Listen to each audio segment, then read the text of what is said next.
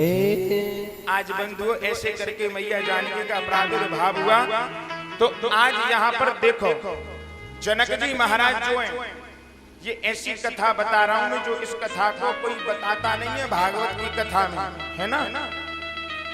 जनक जी महाराज, आज यहाँ जनक जी महाराज ने ये प्रतिज्ञा क्यों ली कि जो इस शिवपिनाक की प्रतिज्ञा को चढ़ा देगा, उसके साथ मैया जानकी का विवाह हो जाएगा। हाँ, जी मेरे हिसाब से एक तरीके से देखा जाए तो ये जुआ हो गया हमारा। हाँ, एक शर्त हो गई। हाँ, क्योंकि इस शिवपिनाक को कोई ऐरा गहरा नथु गहरा भी अगर उठा के चला जाए तो मानो सीता मैया तो उसके गले में भी वरमाला डाल देंगी फिर तो। हाँ, ये एक शर्त हो गई, ये एक जुआ हो गया। लेकिन ऐसी प्रतिज्ञा क्यों ली इन्होंने? और देखना ये कथा कहां पहुंचेगी। राम जी को और लक्ष्मण जी को और दशरथ जी महाराज को जनक जी ने निमंत्रण नहीं दिया था। हाँ, राम लक्ष्मण तो विश्वामित्र जी के द्वारा आए इस यज्ञ में, और यह निमंत्रण क्यों नहीं दिया था दशरथ जी महाराज को? समस्त देवी देवताओं को दिया, लेकिन दशरथ जी महाराज को क्यों नहीं? यहाँ पर बताया कि आज यहाँ पर ये जो शिवपिनाक जो था, ये भगवान भोलेनाथ ने जिस समय यहाँ पर सुनैना मैया का जब ब्याह हुआ था, हाँ, तो दशरथ जी को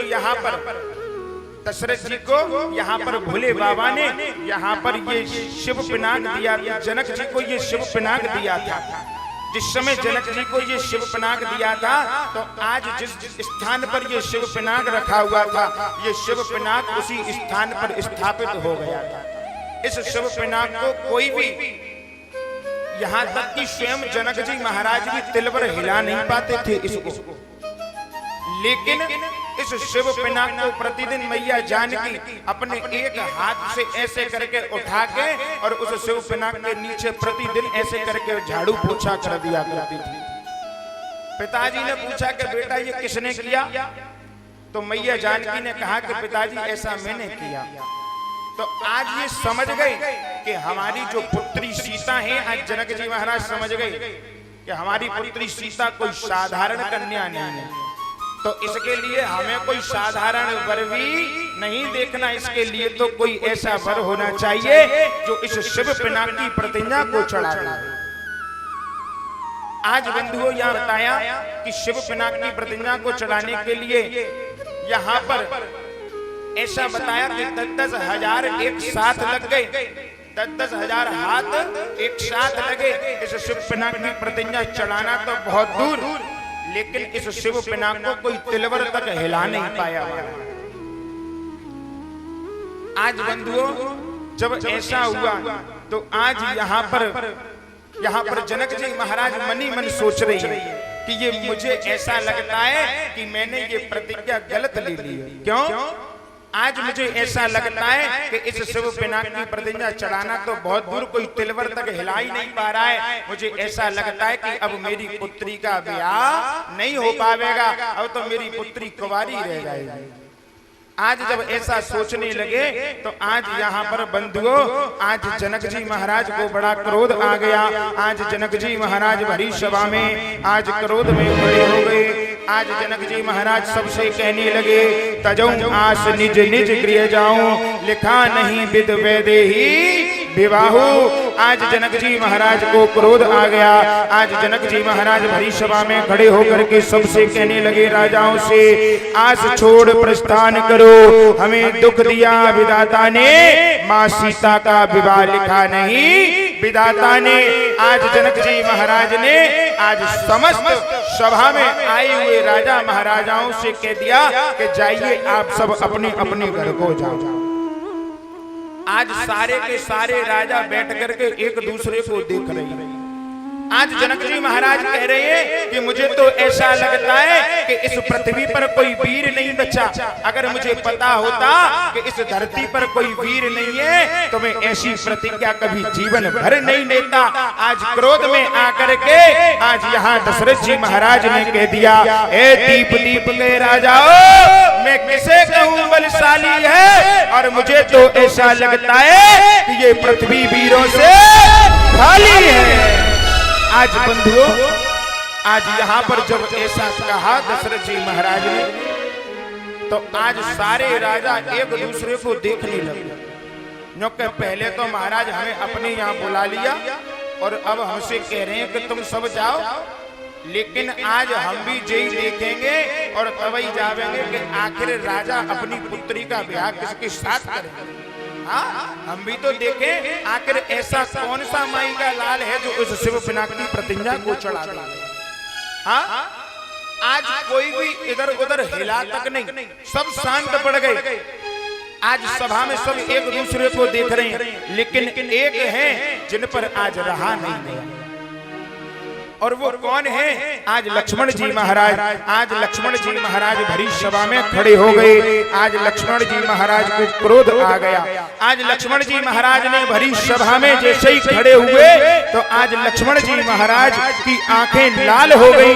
आज लक्ष्मण जी के माथे पर नशों के त्रिकुंड बन गए। आज यहाँ पर लक्ष्मण जी महाराज के हाथों की मुट्ठियां बंद हो गई। आज ये पृथ्वी गड़गड़ करने लग गई। आज लक्ष्मण जी महाराज ने भरी सभा में गड़गड़ाहट कर दी और आज लक्ष्मण जी महाराज कहने लगे, जनक तुम्हारे द्वारा कहे हुए ये अनुचित वाणी मेरे हृदय को चुभती है। तुम कहते हो कि इस पृथ्वी पर कोई वीर नहीं बचा है। कई जनक सुनी अनुचित वाणी, व्यक्तमान रघुकुल अभिमानी। आज लक्ष्मण जी कहने लगे, जनक जब तक इस सभा में मर्यादा पुरुषोत्तम राम जैसे वीर विराजमान है और तुम कह रहे हो कि ये पृथ्वी वीरों से खाली है। लक्ष्मण जी कहने लगे, जनक तुम्हारे द्वारा कहे हुए ये शब्द मेरे हृदय को चुभते हैं। आस त्याग कर कहता हूँ, आज्ञा तुम्हारी पाऊ में। इस धनुआ की तो चलती क्या सारा ब्रह्मांड उठाऊ में। ये कच्चा किसा पिसा धनुष आता किस गिनती में है। 100 योजन तक इस धनुष को ले दौड़ूं, इतना बल तो मेरी मुट्ठी में है। आज बंधुओं ऐसे करके आज यहाँ पर लक्ष्मण जी ने गड़गड़ाहट। जनक ये घिसा पटा धनुष आता किस गिनती में है। इस धनुष को 100 योजन तक ले दौड़ूं, इतना बल तो मेरी मुट्ठी में है। और तुम कहते हो कि इस सभा में कोई वीर नहीं है। हाँ, आज बंधुओं जब ऐसे करके गड़गड़ाहट करी, आज तुरंत राम जी ने आज यहाँ लक्ष्मण जी के हाथों को दबाया। न्योके भैया, न्योके शांत बैठ जाओ लक्ष्मण। हाँ, जे अभी हमारे ससुर है वाली। हाँ, हमें तो ऐसा लग रहा है कि रिश्तेदारी जुड़ने से पहले ही कहीं तुम यहाँ लठ न चलवा दो महाराज। हाँ, रिश्तेदारी जुड़ने वाली है, जनक जनक मत करो। राम जी कहने लगे लक्ष्मण जी से कि जनक जनक मत करो, ऐसे कहो जनक जी, जनक महाराज। क्यों? क्योंकि जी हमारे ससुर है भाई। आज यहाँ तुरंत लक्ष्मण जी ने कहा कि भैया आप नहीं चाहते हो कि मैं इस शिवपना की प्रतिज्ञा को चढ़ाऊं। तो आज राम जी ने कहा, सुनो, बारिश होने से पहले गड़गड़ाहट होती है महाराज। हाँ, वो गड़गड़ाहट तुमने कर दी है, अब बारिश भी हम कर देंगे। हाँ, बंधु निवेदन करूं। हाँ, जब प्रातः होने से पहले लालिमा छा जाती है। आज राम जी ने कहा कि ये लक्ष्मण ये लालिमा तो तुमने कर दी है, अब प्रातः भी हम कर देंगे। आज तुरंत बंधुओं आज यहाँ विश्वामित्र जी ने आज राम जी को आदेश दे दिया और राम जी से क्या कहा कि जाइए राम, जाकर के आप जो जनक जी के हृदय में संताप है, आज इनके संतापों को दूर कर दीजिए, इनके दुख को मिटा दीजिए। बड़ा सुंदर कहा। क्या कहा? उठो राम भव चापा मेटे उतात जनक परिताप। हो मेटहु तात जनक परिताप।